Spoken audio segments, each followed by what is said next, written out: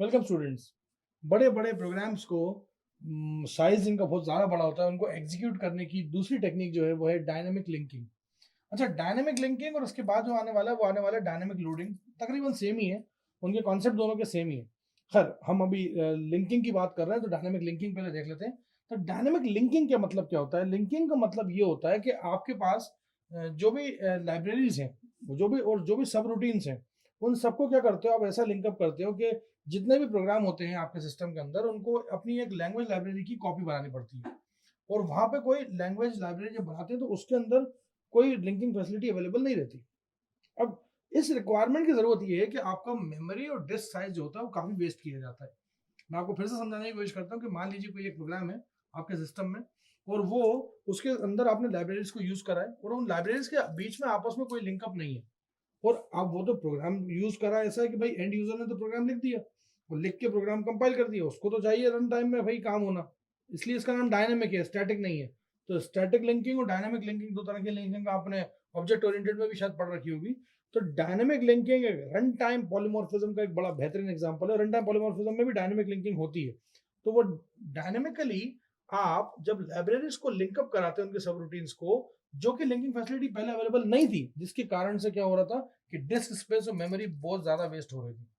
अब आपने dynamic linking के अंदर क्या यूज करते हो? डायनेमिक लिंकिंग में आप यूज करते हो एक स्टब। एक स्टब होता है, एक ऐसा स्टब होता है जो कि क्या होता है कि हर एक लाइब्रेरी रूटीन रेफरेंसेस जो होते हैं उनके लिए एक इमेज क्रिएट कर देता है।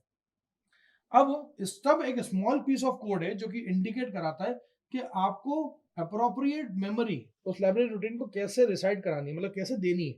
और प्रोसेस ऑफ लोडिंग जो है लाइब्रेरी के अंदर, उसके अंदर रूटीन अगर ऑलरेडी मतलब प्रेजेंट अगर नहीं है तो क्या करना है, ये आपका काम स्टब का है। अब मान लीजिए कि एक बार एग्जीक्यूशन चालू हुई, तो स्टब पहले तो क्या करता है, उसके जो भी रूटीन की जरूरत है, जो भी नीडेड रूटीन्स होते हैं उनको देखता है।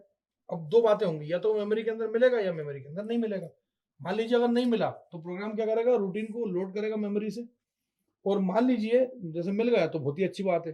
अब एड्रेस जो होता है आपके रूटीन का, वो स्टब से रिप्लेस किया जाता है। स्टब पहले क्या करता है, खुद अपनी एक जगह ले लेता है, फिर जैसे ही वो रूटीन कॉल हुआ तो रूटीन को वो जगह देके खुद हट जाता है, और वो रूटीन जो होता है फिर वो एग्जीक्यूट करता है अपने आप को, मतलब उसी स्टब की जगह पर जहाँ पे स्टब रखा था। तो इससे मेमोरी का वेस्टेज नहीं होता। तो अगर कोई भी कोड सेगमेंट है जिसको नेक्स्ट टाइम अगर आपको लेना है तो लाइब्रेरी रूटीन से उसका क्या करेंगे, एग्जीक्यूशन डायरेक्टली कर लेंगे, और उसमें कोई भी कॉस्ट नहीं लगेगी आपकी। तो ये डायनेमिक लिंकिंग का फायदा है। जितने भी प्रोसेस इस स्कीम के अंदर आती हैं, उसमें क्या होता है कि वो लाइब्रेरी लैंग्वेज को यूज करती है और उसकी एक कॉपी लाइब्रेरी कोड के अंदर रख देती है। तो मतलब अगर आइंदा कभी ऐसा हो, इसका मैं सबसे बेहतरीन एग्जांपल अगर दूं, तो आप जब हेडर फाइल लगाते हो तो एक्चुअल में आप हेडर फाइल को फेच करते हो, hash include iostream dot H जब लिखते हो, तो आप एक्चुअल में क्या करते हो कि एक बना बनाया पका पकाया लिखा हुआ रूटीन है, उसको आप कॉल करते हो। अब hash include iostream dot H को लेने का मतलब ये कि आईओस्ट्रीम के अंदर जितनी भी चीजें आती हैं उधर जो तुमने लिख रखी है जिसकी परिभाषा, वो यहाँ तो उस पूरे प्रोग्राम में इस्तेमाल कर सकते हो यूजिंग डायनेमिक लिंकिंग। तो ये डायनेमिकली लाइब्रेरीज को क्या करती है, फेच आउट करने की कोशिश करती है। आप खुद बताइए कि आप एक प्रोग्राम लिख रहे हैं जिसके अंदर आपने 4 हेडर फाइल लगा दी, तो उस प्रोग्राम का फाइल, मतलब वो हेडर फाइल पूरी की पूरी अगर उठ के यहाँ सही में इंक्लूड हो गई ना, तो वो बेचारा प्रोग्राम कितना स्लो हो जाएगा। इसलिए हम सिर्फ क्या करते हैं कि जब लाइब्रेरी लिखते हैं ऊपर, या कोई पैकेज हम पाइथन के अंदर डालते हैं, कोई ये पैकेज अपन ने इंपोर्ट कराना है, तो वो क्या होता है कि वो उस पर्टिकुलर चीज से जुड़ तो जाता है लेकिन पूरा उठा के नहीं लाता। पूरा उठा के अगर ले आया ना तो आपका सिस्टम इतना स्लो हो जाएगा, आपका प्रोग्राम रन टाइम में इतना स्लो हो जाएगा कि आप परेशान आ जाओगे। वो सिर्फ लिंकअप बनाता है, डायनेमिक लिंकअप बनाया उसने, वो छोड़ देता है। अब जब जब आपने उसमें जैसे मान लीजिए आईओस्ट्रीम डॉट एच है, अब उसके अंदर आपने लिखा जो आईओस्ट्रीम की चीजें होती हैं, जैसे सी इन सी आउट आपने लिखा, ठीक है, तो वो ऑटोमेटिकली सी इन सी आउट पर जाएगा और उसको वहां से उठा के डेटा डालना चालू कर देगा। वो पूरा नहीं उठा के लाता कि पूरा आईओस्ट्रीम उठा के ला के रख दिया यहाँ पे।